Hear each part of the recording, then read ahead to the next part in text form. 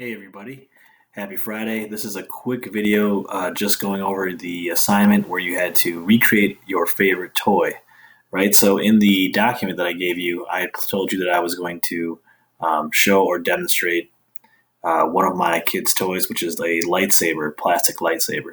So here it is, right here. I'm going to zoom in a little bit so you guys can see.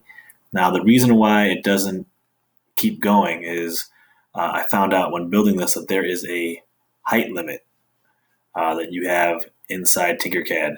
So this only shows you a portion of the lightsaber. It should go farther up, two more pieces, but this is the max height. So why is that important? Okay, because in order for me to do this as accurately as I can, right, here's the lightsaber. I'm going to go around here so you guys can see it. Okay, right, so when making this, the only way I was able to do this and do it in a way that I felt really showed the toy accurately was I had to measure things, right? Get a ruler, do a really quick sketch of the toy, and just, write down some quick measurements so I knew how long each piece was, what was the distance across.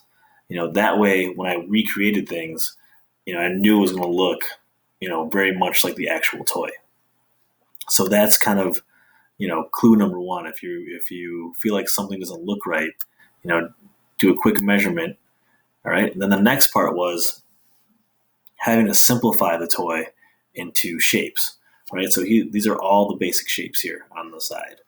Right. So I'm just going to real quick zoom in and show you guys what the shapes are that I used.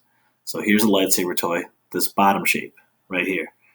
Okay, I used a half sphere for that, right? So over here, let's find it. It's farther up. There it is.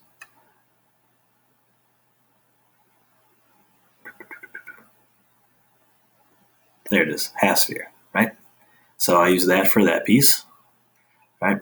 This one right here is just the cylinder. If I zoom in closely, I'm gonna come down here, and then even in here, this little black part, that is a little black ring.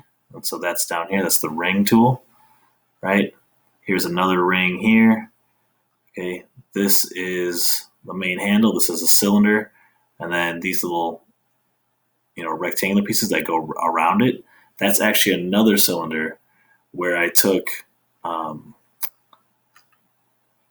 right up here, there's cylinder. And then I took the box hole tool and I stretched out these holes in the cylinder to make this rounded part of the lightsaber.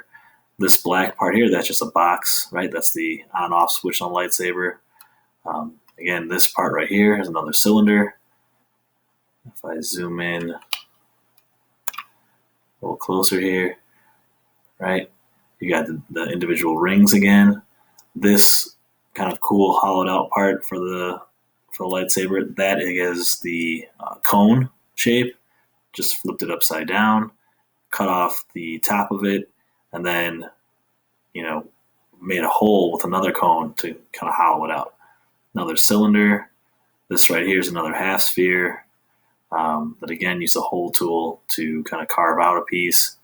And then the parts of the lightsaber themselves up here, that was me using the tube shape, right, to kind of make that and make these hollow tubes of plastic that would make the actual sword part of the lightsaber. All right, so this is how I recreated the toy. I started from the bottom and just kind of built my way up, going up. And the only reason why I'm not showing you guys how I do it is because it's definitely a longer process, and I have to try and keep these videos as short as possible, right? So that is how you recreate. Simplify the toy using measurements and using these basic shapes to help you complete your assignment. All right, I hope that was a little bit helpful. I'm excited to see whatever you guys come up with for your toys and how they look in Tinkercad. So wishing you guys the best of luck, and remember today you're going to be taking a screenshot of your finished toy, saving that, and then you're going to put that into the discussion board so every single person in class, including myself, can see what your toy looks like in Tinkercad. All right. You guys have a great weekend, and we'll talk next week.